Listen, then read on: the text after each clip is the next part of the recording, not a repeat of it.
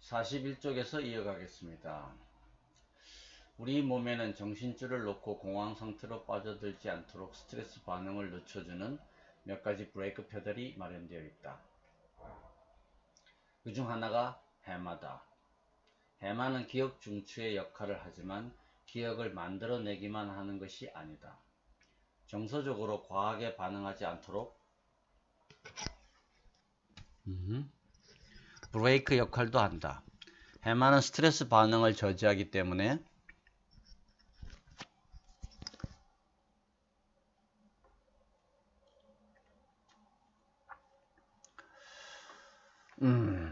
편도체의 스트레스 촉발 기능과 균형을 이룬다. 이 과정은 꼭 스트레스 상황이 아니라도 뇌에서 계속 발생한다. 편도체와 해마는 서로를 반대 방향으로 끌어당기는 역할을 하며 항상 균형을 이룬다. 42쪽 스트레스 상황이 마무리되는 대로 바로 코르티솔 수치가 떨어진다는 점이 대단히 중요하다. 심각한 상황에서는 폭발적으로 터져 나오는 코르티솔이 유용한 역할을 한다. 맞서 싸우거나 달아나려면 에너지가 추가로 필요하기 때문이다. 하지만 오랜 시간 코르티솔 수치가 높아진 상태로 돌아다니면 좋지 않다. 이 스트레스 호르몬이 너무 많아지면 해마의 뇌세포에 독이 될 수 있다. 해마의 뇌세포는 너무 많은 코르티솔에 노출되면 죽는다. 과학자들은 장기간 코르티솔 수치가 과도하게 높아지면 해마의 크기가 줄어든다고 믿고 있다. 아무리 좋게 보려 해도 이는 좋은 소식이 아니다. 기억장애로 이어질 수 있기 때문이다. 그러니까 스트레스 상황이 지속되면 그 해마가 히포캠퍼스가 위축된다. 근데 히포캠퍼스가 메모리의 가장 중추적인 역할을 하는 부분이니까 기억장애가 발생한다는 이야기입니다. 44쪽 몸이 튼튼하면 스트레스에도 더 잘 대처한다. 달리거나 자전거를 타거나 하는 다른 신체 활동을 하는 동안에도 코르티솔 수치가 올라간다. 신체 활동이 몸에 일종의 스트레스로 작용하기 때문이다. 몸이 제대로 움직이려면 근육에 더 많은 에너지와 산소가 필요하므로 혈류 증가를 위해 심장이 더 빠르고 격렬하게 뛰어야 한다. 그래서 심장 박동수와 혈압이 상승한다. 이런 경우는 코르티솔의 영향이 정상적일 뿐만 아니라 육체적으로 일을 수행하는 데도 필수적이다. 그러니까 모든 일이나 운동이나 삶이라고 하는 것이 스트레스를 유발하는 거다라는 거죠. 그러니까 적당한 스트레스는 그거는 뭐 필연적인 것인데 문제는 그 다음입니다. 하지만 일단 운동을 마무리하고 나면 우리 몸은 똑같은 스트레스 반응이 더는 필요하지 않게 되므로 코르티솔 수치가 떨어지게 되어 있다. 실제로는 달리기를 시작하기 전보다 더 낮은 수치로 떨어진다. 규칙적으로 달리기를 계속하면 달릴 때마다 코르티솔 수치 상승폭은 점점 줄어들고 운동을 마무리한 뒤의 하락폭은 더 커질 것이다. 정말 재미있는 부분은 여기부터다. 규칙적으로 운동을 하면 운동이 아닌 다른 이유로 발생한 스트레스에 대해서도 코르티솔 수치 상승폭이 점점 줄어든다. 운동에 의해서든 업무로 인해서든 몸이 튼튼해질수록 스트레스 반응은 개선된다. 정리하자면 운동은 몸에게 스트레스에 지나치게 반응하지 말라고 가르쳐주는 역할을 한다. 이런 게 이제 역치라고 threshold와 관계가 있는 것 같습니다. 그래서 운동이라고 하는 것이 이제 스트레스를 유발하게 하고 스트레스를 이제 해소하게 하는 일종의 연습 게임이다 라는 거죠. 그렇게 하면 몸이 스트레스에 반응하는데 더 유연해진다. 그런 이야기입니다. 자, 48쪽에 고등 인지 기능으로 불안의 싹을 자르자. 꼭 스트레스 상황이 아닐 때도 편도체와 이마 옆 사이에는 끝없는 줄다리기가 이어진다. 물론 무의식적인 이야기죠. 편두체와 해마 사이에 균형이 존재하듯 편도체와 이마 옆 사이에도 균형이 존재한다. 이 균형은 사람마다 차이가 있다.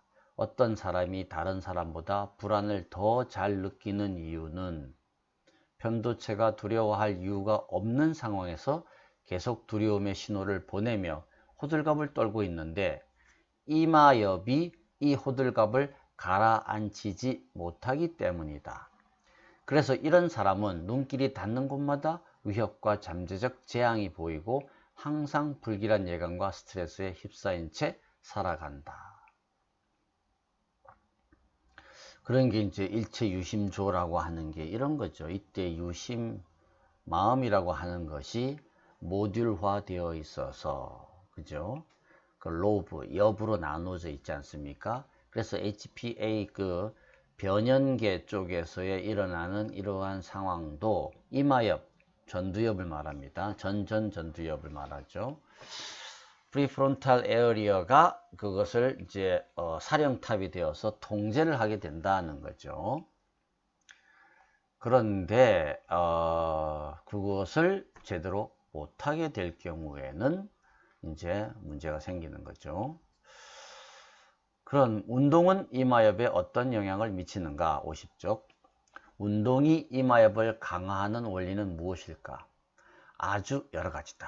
운동에 돌입하자마자 이마엽은 더 많은 피를 공급받아 더 잘 작동하기 시작한다. 신체 활동이 이루어지면 뇌로 들어가는 혈류의 양이 당연히 증가하기 때문이다. 장기적으로는 이마엽에 새로운 혈관이 만들어지는 것은 그저 시작에 불과하다. 우리 몸의 실핏줄이라고 하는 거 있지 않습니까? 아주 그거는 새롭게 생겨나고 없어지고 그렇습니다. 요즘에는 규칙적인 신체 활동이 이마엽과 편도체 사이에 더 긴밀한 연결을 만들어낸다는 사실도 밝혀졌다.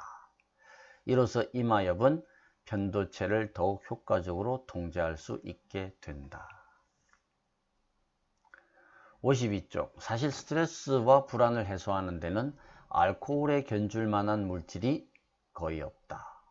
불안을 느낄 때 와인이나 독한 술을 마셔본 경험이 있는 사람은 내가 하는 말이 무엇인지 잘 알 것이다. 술을 마시고 몇 분만 지나면 모든 걱정이 눈 녹듯 사라진다.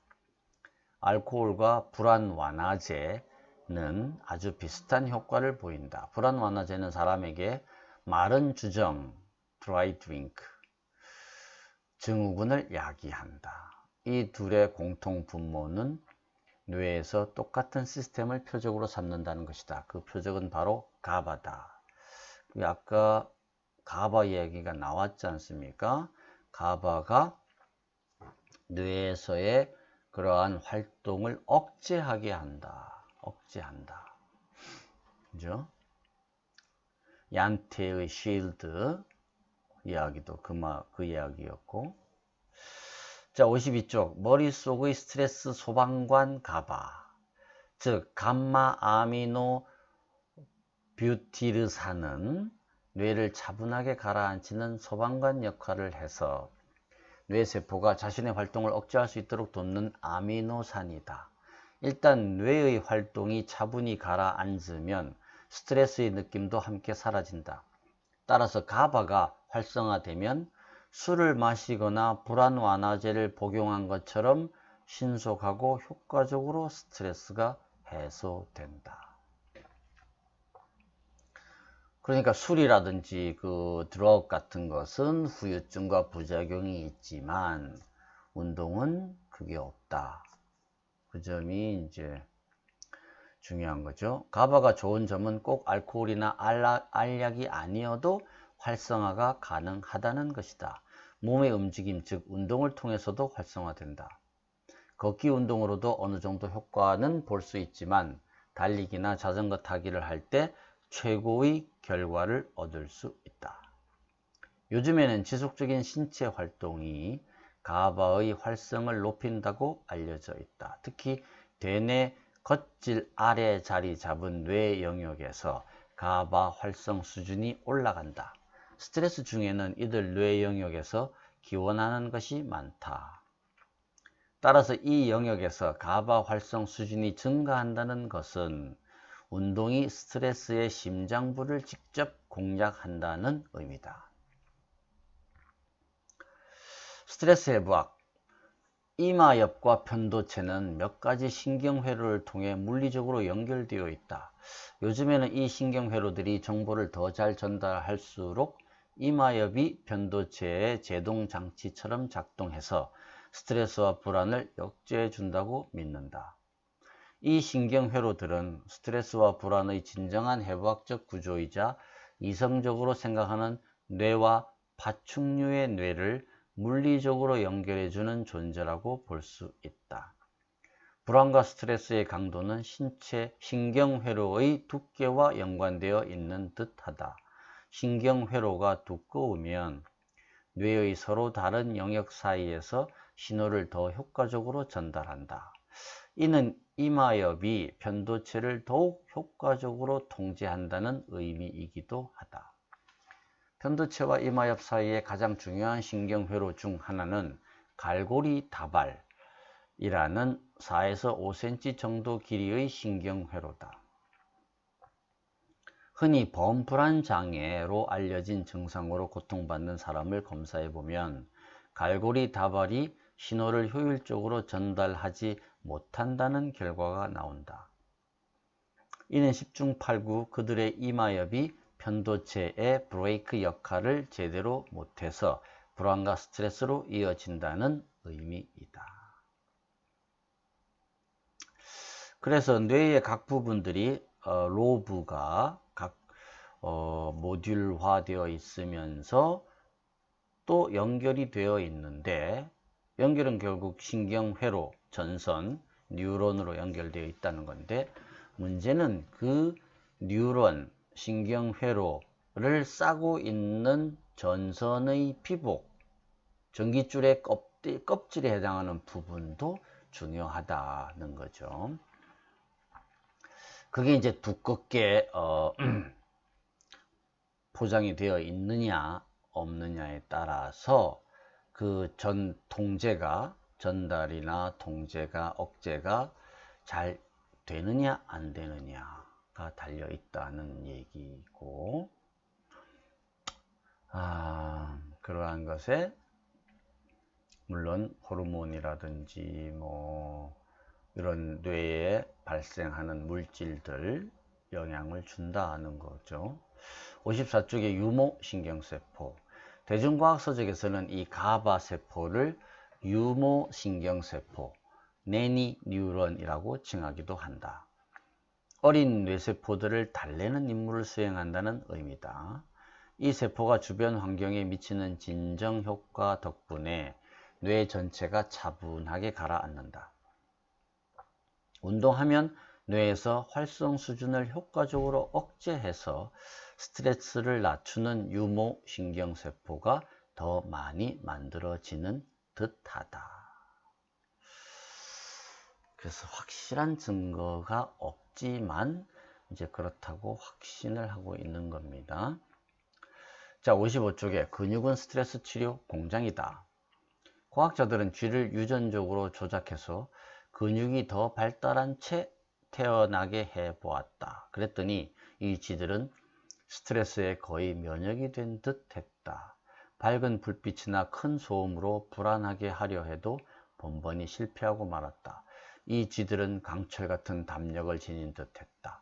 대체 근육에 무엇이 들어있길래 쥐를 스트레스로부터 보호해 줄까?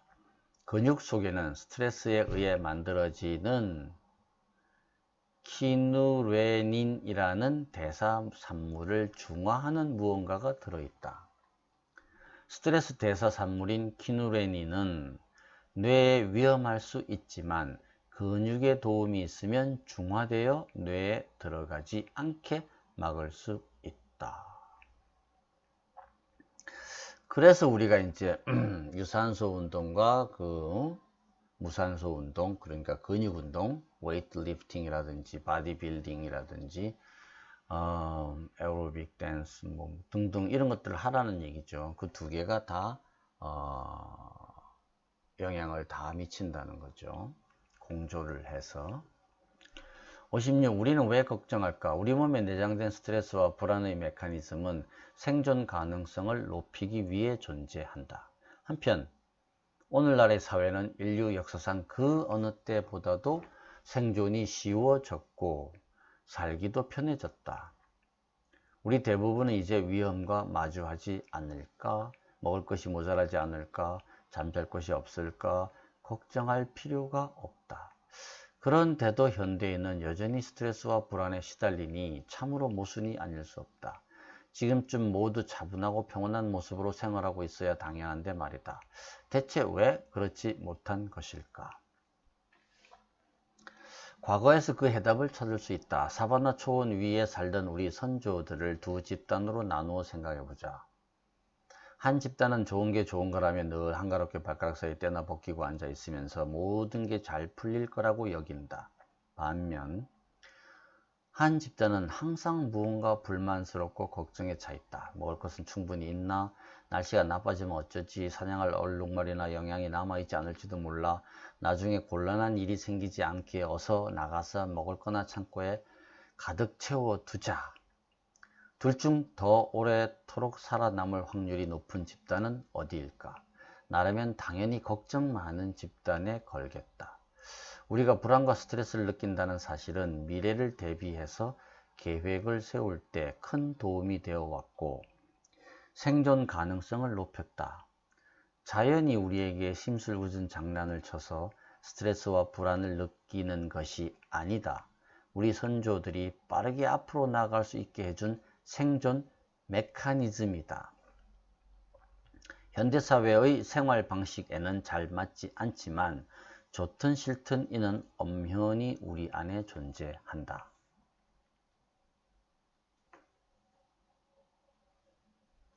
스트레스와 불안과 싸우는데 운동이 크게 이로운 이유도 이것으로 설명할 수 있다.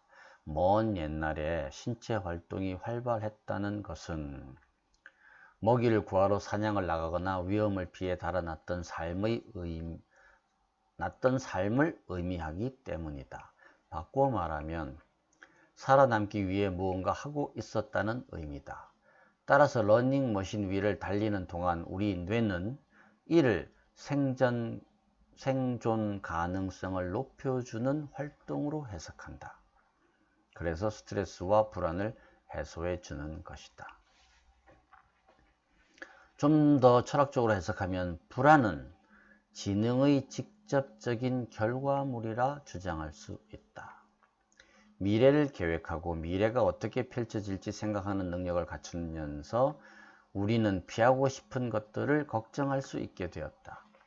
인간이 독특한 이유도 이 때문이다. 다음 주에 무슨 일이 일어날지 생각하기 시작하면 그것이 지금 이 순간에 존재하는 실제 위협이 아니라도 스트레스 반응이 바로 시작된다.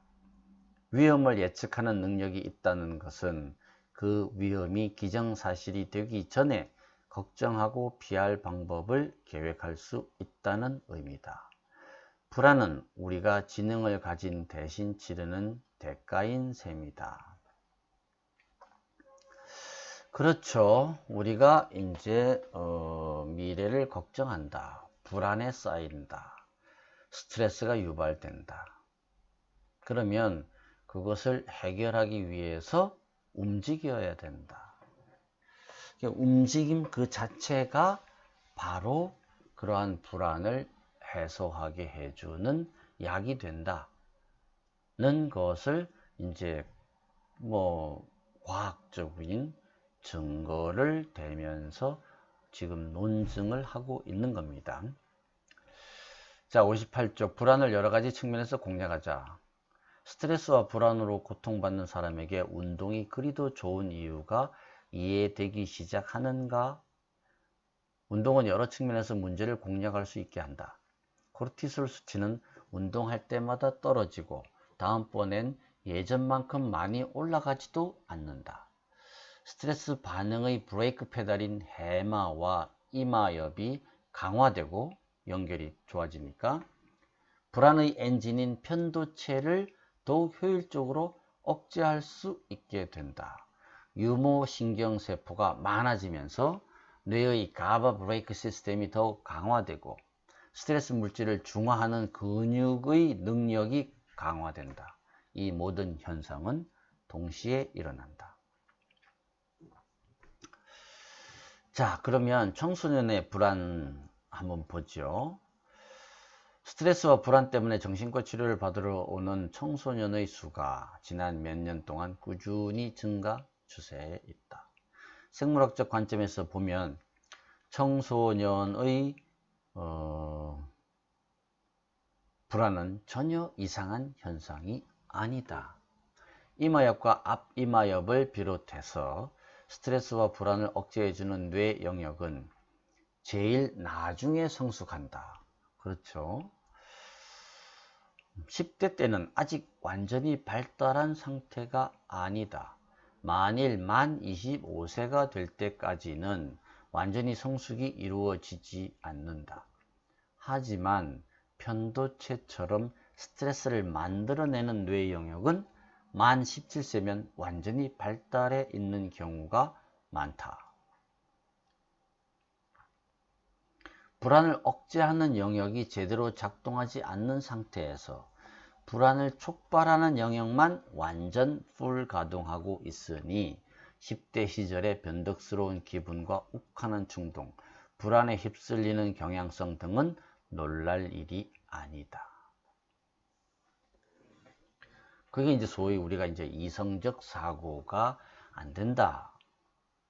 그런 이야기 아닙니까? 개념이 없다, 뭐, 이런 이야기들을 하는 것은 청소년들은 아직까지 미성숙한 상태인데, 특히나 뇌가 그렇다는 거죠. 신체적 발달은 다 되었다. 그럼 뇌 안에서도 파충류라든지 그러한 뇌, 그죠? 그런 것들은 다 발달이 됐는데, 가장 계통 발생에서 가장 늦게 이루어지는 뭡니까? 전두엽. 그것은 아직 미성숙이다. 그로 인해서 전두엽의 역할을 기대할 수가 없는 상태니까 청소년이 불안하고 욱하는 성질의 사건을 저지르는 것은 이해가 가능한 것이다 라는 이야기를 하고 있습니다. 61쪽 스트레스와 주요 뇌 영역. 무언가가 얼마나 중요한지 알고 싶으면 그것을 없애보면 된다. 스트레스 반응 체계를 그냥 제거해 버린다면 어떤 일이 일어날까? 이 질문의 답을 구하기 위해 한 무리의 원숭이로부터 편도체를 수술로 제거해 보았다. 과학자들은 이 수술로 원숭이의 두려움을 느끼는 능력에 장애가 생길 것으로 생각했고 그 가설을 검증하기 위해 사람이나 동물이나 마찬가지로 함께 있을 때 가장 불안하게 생각할 만한 존재를 집어넣었다. 바로 뱀이었다. 65쪽 어떻게 됐을 것 같아요? 내면 가장 깊은 곳의 두려움. 그렇다면 이 여성 우르바흐비테 증후군 44세의 엄마인데 희귀 질병으로 측두엽이 파괴된 여성은 두려움에 완전히 면역된 것일까? 그렇지는 않았다. 과학자들은 결국 이 여성을 기겁하게 만드는 무언가를 찾아냈기 때문이다. 그것은 바로 숨이 가쁘거나 질식하는 호흡곤란이었다. 이산화탄소를 흡입하면 그녀가 전에는 느낄 수 없었던 공포가 깨어났다. 충분한 공기를 호흡하지 못하면 몸속에서는 이산화탄소 수치가 치솟는다. 사실 뇌는 산소 부족보다는 이산화탄소 증가에 신속한 반응을 보인다. 이산화탄소 흡입을 질식이라고 해석하기 때문이다. 아마도 이런 두려움은 다른 어떤 유형의 공포보다도 뿌리 깊이 자리 잡고 있었을 것이다. 자, 66쪽 편도체의 모든 판단을 맡긴다. 원숭이와 이 여성의 사례는 스트레스 반응의 뇌 속에서 우선적 강제 기능을 가지고 있음을 잘 보여준다. 그리고 더 나아가 편도체가 위험에 직면했을 때의 경고 신호와 스트레스 반응의 엔진으로도 작용한다는 사실을 보여준다.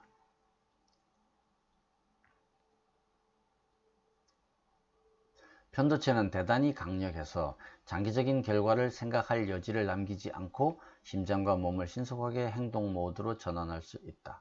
뇌에는 사전에 숙고할 수 있게 해주는 브레이크 페달이 있지만 정말 엄중한 상황에서 이런 것들이 끼어들 여지가 완전히 사라진다. 한마디로 편도체에 완전히 압도당하는 것이다. 이걸 뭐 어떻게 이제 편도체 하이제킹 뭐 이렇게 표현하기도 하죠. 우리가 진화해온 환경인 사바나 초원에서 살았을 적에는 이런 강력한 편도체가 중요했다. 67쪽에 현대사회에서는 이런 메커니즘이 그리 많이 필요하지 않다. 삶과 죽음을 결정하는 상황에 직면해서 신속한 판단을 내려야 할 경우가 드물기 때문이다. 오히려 요즘에는 편도체가 실제로 그리 위험하지 않은 무언가를 표적으로 삼는 바람에 우리가 감정적으로 쓸데없이 과도한 반응을 보일 위험이 생겨났다. 1990년 중반 미국 심리학자 다니엘 콜맨은 편도체 강탈, 아미그달라 하이잭라는 용어를 만들었다. 이것은 어떤 사건을 실제보다 훨씬 더 나쁜 상황으로 인식해서 편도체가 그 사건을 감정적으로 지나치게 강조하는 바람에 터져나오는 과장된 반응을 의미하는 용어다. 이런 상황에서는 편도체가 뇌를 강탈해서 그 사람이 더는 이성적으로 반응하지 못하는 투쟁 도피 반응으로 몰아붙인다. 고울먼은 예전에 권투 선수 마이크 타이슨이 한참 경기하는 도중에 상대 선수였던 에반더 홀리필드의 귀를 물어뜯었던 사건을 예로 든다. 예, 아미그달라 하이제크. 완전히 미친 상황이죠. 공포에 쩔어서. 자, 68. 스트레스 내성을 키우자. 어차피 삶에서 모든 스트레스를 제거할 수는 없으므로 스트레스에 대한 내성 키우기를 목표로 삼는 것이 낫다. 신체 활동을 통해 거둘 수 있는 효과가 바로 이것이다. 운동은 스트레스를 제거해 주지는 않지만 더 잘 대처할 수 있도록 돕는다. 규칙적인 운동은 뇌의 브레이크 페달을 강화해서 어지간해서는 투쟁 도피 반응 상태로 빠져들지 않게 된다. 자, 69. 스트레스가 너무 심해서 규칙적으로 운동할 짬이 나지 않는다는 사람에게는 이렇게 말해주고 싶다. 그런 사람이야말로 운동이 제일 필요한 사람이라고 말이다. 할 일이 너무 많아 운동을 못한다고 믿는 사람들에게 한마디 충고하자면 시간을 내서 운동하면 기분이 좋아지고 스트레스가 줄어들 뿐만 아니라 업무 수행 능력이 좋아지므로 결코 시간 낭비가 아니다. 감히 단언하건대 일하는 1시간을 운동하는 1시간과 맞바꾼다면 나머지 시간에 훨씬 더 많은 업무를 할 수 있을 것이다. 70. 스트레스는 일시적이고 불안은 지속적이다. 스트레스와 불안을 구분하기가 쉽지만은 않지만 흔히들 스트레스는 지금 바로 여기서 일어나고 위협으로 느껴지는 무언가에 대한 반응이라고 말한다. 반면 불안은 지금 당장은 위협이 아닌 무엇 혹은 이미 일어났거나 일어날지도 모르는 무엇과 관련된 걱정을 말한다. 직장에서 실수해서 질책받을 때 느끼는 것은 스트레스다. 그 사건이 있은 지 일주일이나 흘렀고 직장에 출근하지도 않았는데 계속해서 그 일로 긴장감이 느껴지면 그것이 바로 불안이다. 스트레스는 일시적이지만 불안은 떠나지 않고 주변을 맴돈다. 기본적으로 두 마음의 상태 모두 똑같은 스트레스 반응, 즉 HPA 축에서 발생한다. 그래서 우리는 뭐 이거를 이제 일상 언어에서는 뭐 바꿔서 혼돈해서 아니면 같이 막 쓰기도 합니다. 그죠? 하지만 스트레스와 불안은 그런 점에서 차이가 있다.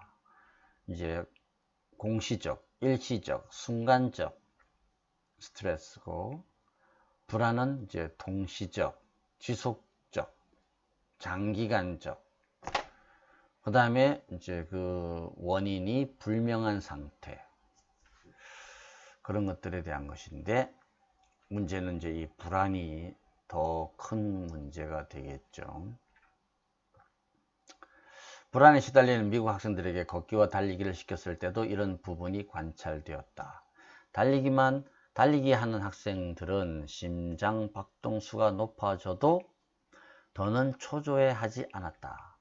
전에는 심장의 두근거림을 불안 발작이 금방 닥쳐온다는 신호로 여겼지만 달리기를 시작한 후로 몸이 적응하면서 심장 박동수가 높아지는 것이 위협이 아니라 오히려 긍정적이라고 여기게 된 것이다. 걷기를 한 학생들에게는 이런 효과가 나타나지 않아서 여전히 뇌가 심장 박동수를 올라가는 것을 위험한 상황이라 잘못 해석하는 듯 보였다. 이것으로 봐 불안과 걱정을 극복하려면 조금 더 격렬한 운동을 하는 것이 중요함을 알 수 있다. 뭐 나이에 따라서 다르겠죠. 이제 나이 든 사람들은 격렬한 운동을 하다가 오히려 그죠? 심근경색이라든지 뭐 골절 뭐 문제가 상황이 걷기가 더 낫겠죠. 뭐 그건 이제 여러분들이 알아서 판단할 수 있다고 생각합니다. 77쪽 운동과 스트레스는 정반대다. 신체 활동과 스트레스에 관한 연구를 자세히 들여다보면 한 가지 분명한 패턴이 등장한다. 스트레스와 신체 활동이 뇌에 거의 정반대 효과를 나타낸다는 점이다. 스트레스가 커지면 뇌세포 사이의 소통 능력이 저하되지만 운동하면 그 능력이 향상된다. 스트레스는 뇌의 변화 능력, 그죠? 가소성을 떨어뜨리지만 운동은 그 능력을 북돋아준다. 스트레스가 커지면 단기 기억이 장기 기억으로 바뀌는데 브레이크가 걸리지만 운동은 브레이크에서 발을 떼게 해준다. 이런 식으로 분야마다 스트레스와 운동은 정반대 효과를 내는 듯 보인다. 말 그대로 운동과 신체 활동은 스트레스와 불안의 해독제인 셈이다. 이제 문제는 이제 이 책에서 운동선수의 스트레스와 불안에 대한 이야기는 안 하고 있더라고요. 그래서 그 정도까지 깊게 들어가지는 못했습니다. 이제 운동선수들은 얼마나 불안하겠어요. 금메달리스트들은 다음번에 내가 못 따면 어떡하나, 기록을 갱신하지 못하면 어떡하나, 엄청난 불안, 그 다음에 뭐 엄청난 그 스트레스 속에서 살겠죠. 그래서 운동선수들이 뭐 오래 살지도 못하지 않습니까? 통계를 보면은. 그래서 이제 운동이 이제 일상적인 스트레스를 완화시켜 준다, 해독제다는 10분 이해하겠는데 운동선수의 경우는 어떤가? 그런 정보가 있었더라면 더 좋았을 뻔했는데 거기까지는 들어가지 못했습니다. 83. 한 가지 일에 집중하기. 이 에릭센 플링커 검사는 모니터 위에 나타난 5개의 화살표 기호를 이용한 연습 문제로 구성되어 있다. 이 연습 문제의 과제는 가운데 화살표가 어느 방향을 가리키고 있는지 최대한 빨리 표시하는 것이다. 때로는 모든 화살표가 똑같은 방향을 가리키고 있어서 풀기 쉽다. 하지만 어떨 때는 가운데 화살표는 한 방향을 가리키고 나머지는 다른 방향을 가리키기도 한다. 이때는 중간 화살표를 제외한 나머지를 모두 무시하는 것이 문제풀이 비결이다. 이 검사는 진행 속도가 빨라서 보여주는 시간이 2초에 불과하다. 자기 눈에 들어오는 정보 중 신속하게 1분만 콕 찍어서 집중하고 나머지 정보를 무시하려면 뇌가 관련 없는 정보를 차단할 수 있어야 한다. 이를 선택적 주의, selective attention이라고 한다. 자, 그래서 1군의 사람들에게 에릭센 플링커 검사, selective attention 능력 검사를 진행하자. 운동이 선택적 주의와 집중력에 영향을 미친다는 개념이 확실해졌다. 참가자의 신체 건강 측정과 함께 이 검사를 했더니 몸이 튼튼한 참가자는 마루 옆 두정엽을 말하는 것 같아요. 이마 옆 능력에서 핵심적 역할을 하는 더 활발하게 작동했다.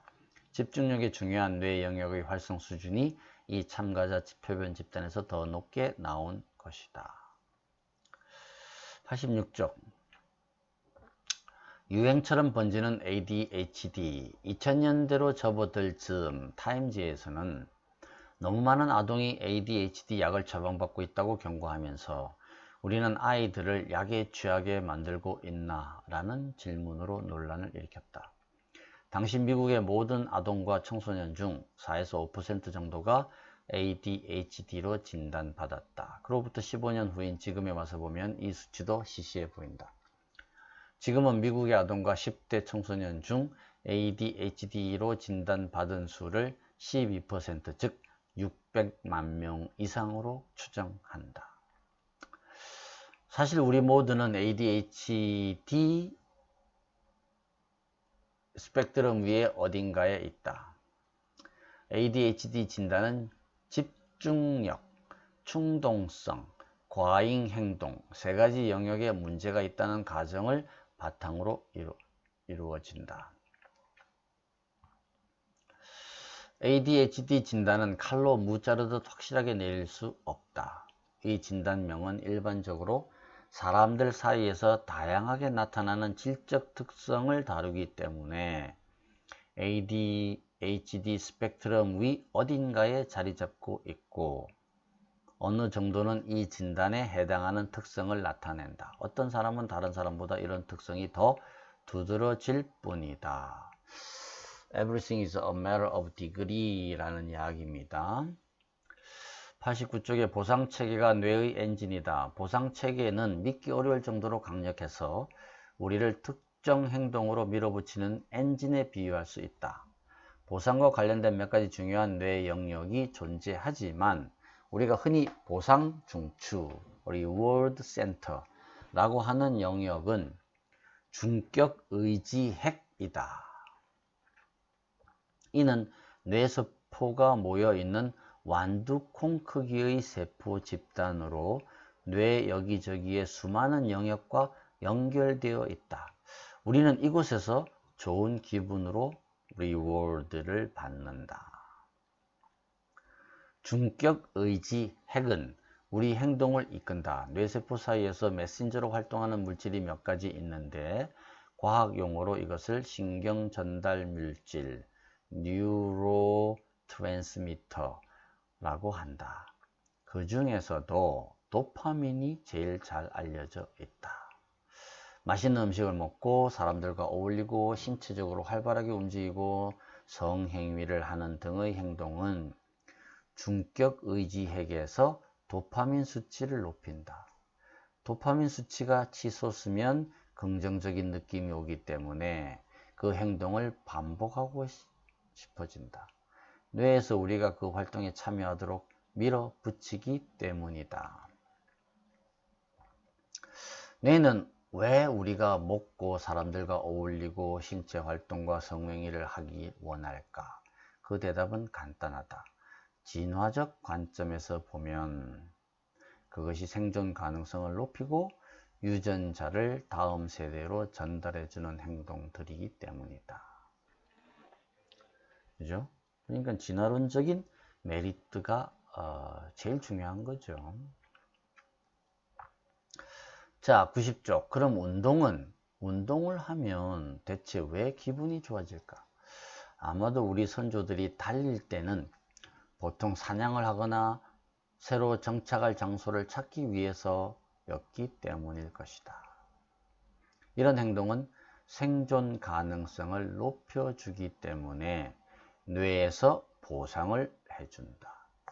현대인과 달리 우리 선조들은 그저 재미로 체중 조절을 위해서 달린 것이 아니라 생존 가능성을 높이기 위해서 달렸다. 오늘날까지도 신체 활동을 열심히 하면 혜택을 받을 수 있는 이유는 바로 그 때문이다.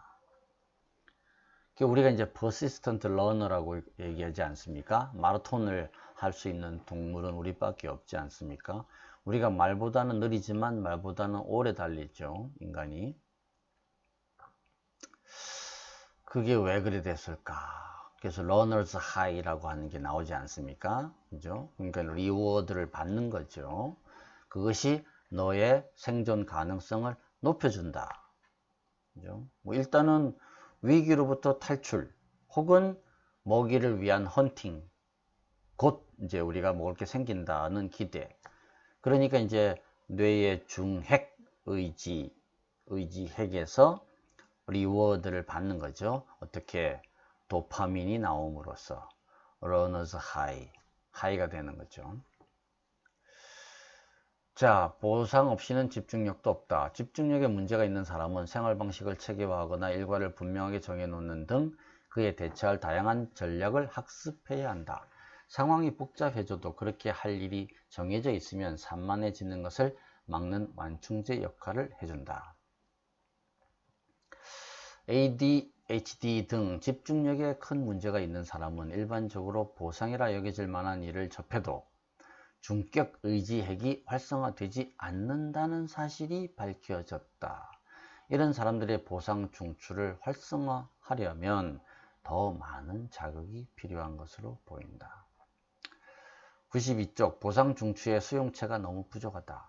도파민이 보상 중추에서 효과를 나타내어 기분을 좋게 만들려면 뇌세포 표면에 붙어 있는 수용체와 결합할 수 있어야 한다.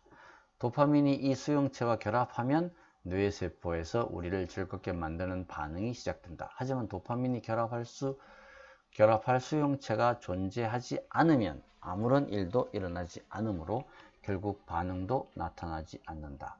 흥미롭게도 ADHD가 있는 사람은 보상 중추에 도파민 수용체 수가 적은 편으로 보인다. 이들의 보상 체계는 제대로 작동하지 않아서 정상적인 반응이 나타나려면 더 큰 보상이 필요하다.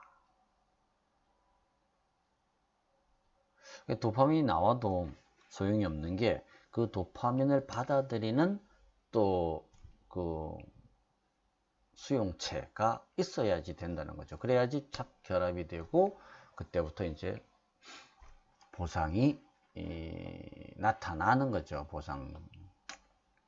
그런 겁니다.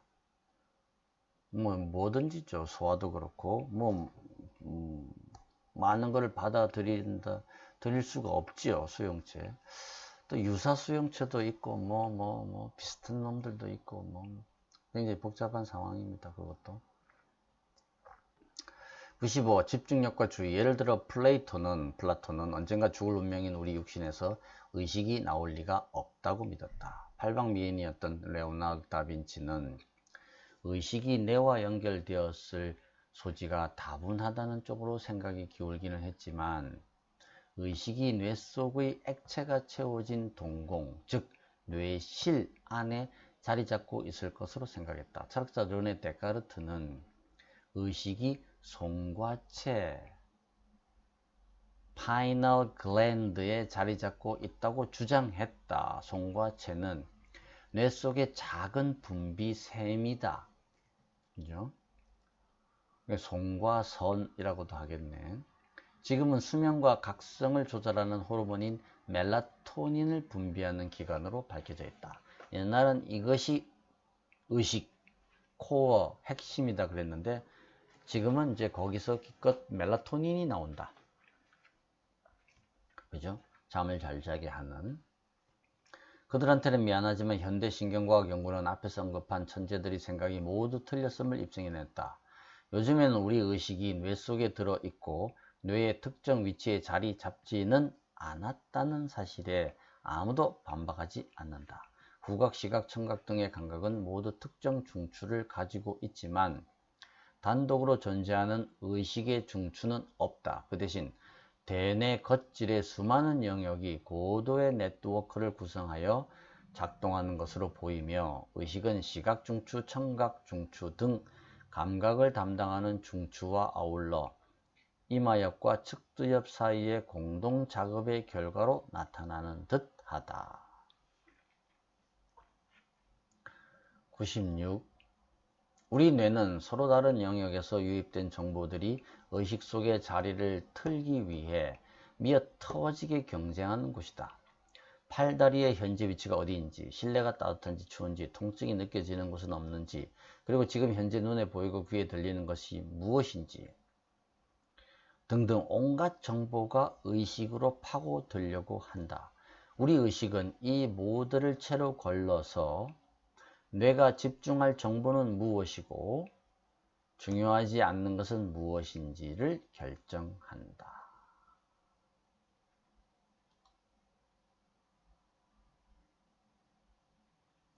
여기까지 파트 2로 하겠습니다. 다음번에 파트 3 들어가겠습니다. 도파민은 소음을 끊다. 97부터 다음 시간에 시작하겠습니다.